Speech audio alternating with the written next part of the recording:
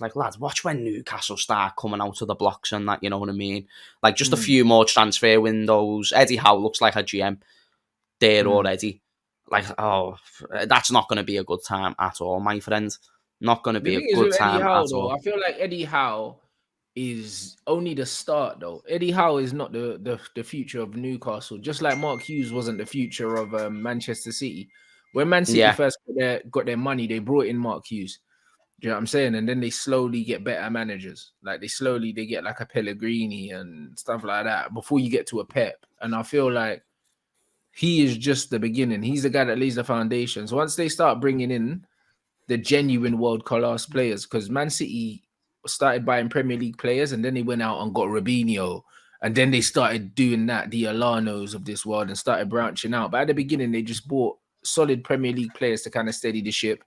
And then they started going abroad and then bringing in like the bigger names. Then they brought in the Agueros, the Silvers, the De Bruynes. Do you know what I mean? Look, they're not at that stage yet. They're at the stage where they're just solidifying themselves as a team that's going to challenge. And bro, it's only a Gareth Barry as well, another example. So, and then obviously they brought in Kyle Walker, etc., etc. That's what they done. They brought in Gail Clichy. Like they would just stayed in England and just started plucking. Oh yeah, Eddie Howe isn't Eddie Howe isn't the man to take them to 5 Premier Leagues in a row and 4 Champions Leagues in a row. He's very much just to, like what you said, maybe like, I don't know, win them a League Cup and compete for Europe. Or do you know kind of like what Brendan Rodgers has done at Leicester? Do that, but then kick on even further. And actually keep investing, because Leicester haven't been able to do that in their team and they've just capitulated. But I agree with you. I think Eddie Howe's that sort of stop and block between, okay, get us away from relegation, get us as far away from there as you can, and then when we want to kick on for Europe, we'll do that. It looks like they're already doing that. And it's just ahead of schedule, which is always ideal if you're a club like Newcastle, because the more money that you can generate as soon as possible. They've already got advanced work on the youth academy, which is only going to do them wonders in the short and the long term, by the way. Because if you're getting world-class players in now and you're investing 1 million, 2 million, 3 million on a bunch of different youth academy players who are all world-class, who you can offer good money, they'll have agents who are very intrigued to work with Newcastle United Football Club, this new entity.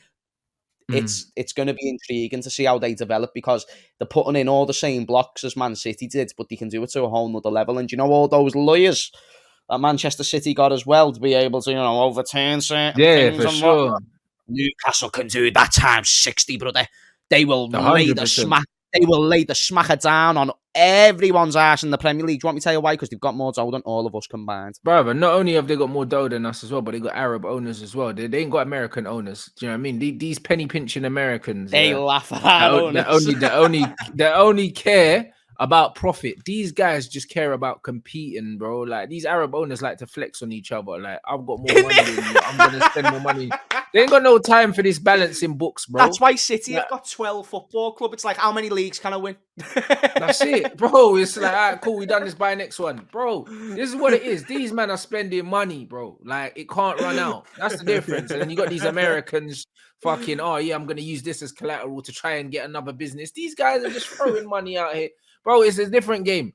We're not playing the same game as Newcastle and Man City. We're not playing the same game. So it's one of them things where they'll go out there, they'll attract the players, they'll attract the name, they'll be thinking about the brand of the club and about the global status of the football club, and they're willing to spend to get that.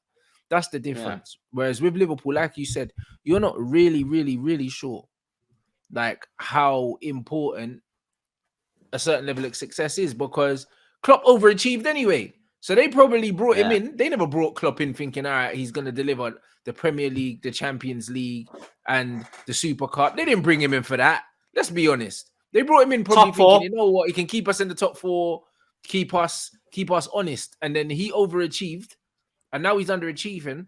It's just like, how much are we willing to invest to get us back to top 4? Or are we just going to say, you know, we had a good run, we'll get someone in and see what happens? Like, how hard are they willing to push for top 4?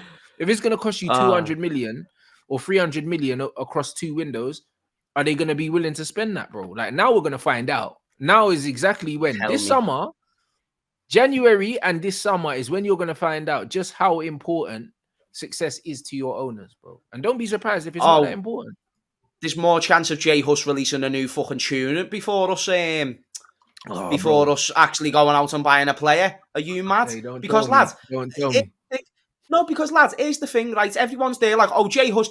Like, lads, yeah, he makes belter tunes. It's boss, and I can't wait for his next tune. Guess what? I'm not excited for it no more because I don't know when it's gonna fucking happen, and it keeps happening. It's Oh, facts. it's this summer.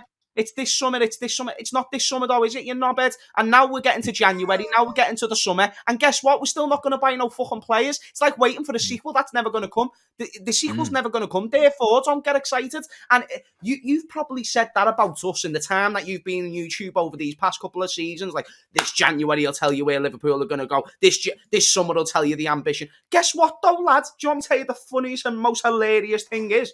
That will continue to be the case because that's the violin that they want to play, my brother. And until that violin breaks and the strings snatch loose, we are going to be in a very similar sticky situation. And that will only continue to be maintained. We're not going to buy in January. Why aren't we going to buy in January? Because we didn't think we'd have to. The plan isn't in place to buy in January. We were like, okay. Think about it from this point of view, Rants. There's definitely not much more money that you get for winning the league opposed to winning second. Correct? It's not. It's like Not something much. like 10 million. It's not enough to make you want to spend money. Tell me, not to mention second place in the Champions League, you're definitely going to be getting a lot of money for that as well. So when you think about the amount of games FSG played last season, think about it from this point of view. Wow, this is mad. Or they played every game possible last season already. Insane for revenue. Names, even bigger value, more shirt sales. On top of that as well, they got to the end of all competitions, therefore maximise the revenue there too. Not to mention, didn't go out and spend significant money on any players last summer. So they bought Kanate, I believe we spent like combined, or mustn't have been no more than 60 million on footballers. And then we went on to achieve all of that. And then this past summer we bought Darwin, granted, and we sold like a good like maybe about 70 million worth of players. Why are we going to go and why are we going to spend this much more to go and win the league when we can just finish third, finish fourth, have a one bad season, when for them that'll be actually a really good season. But it's less risk, and it's the less risk that pisses me off because they don't recognise that it's not even going as bad as you think it could have. You know, you're thinking, we can still finish third, fourth. Nah, it's even worse than that. So your misjudgment and lying about ambitions is actually bit you in your ass. Facts. It's mad, bro. It's crazy. It's crazy world that we live in. It's mad, bro. It's gonna get worse, bro. But like someone pointed out, bro, like with the new Champions League format, that's the reason why a lot of these American owners were also pushing for the fact that just get in like there based on seeding. So even though you don't finish in top 4 or whatever, you still play Champions League to generate revenue because, bro, these guys are trying to find any way to not spend money, bro.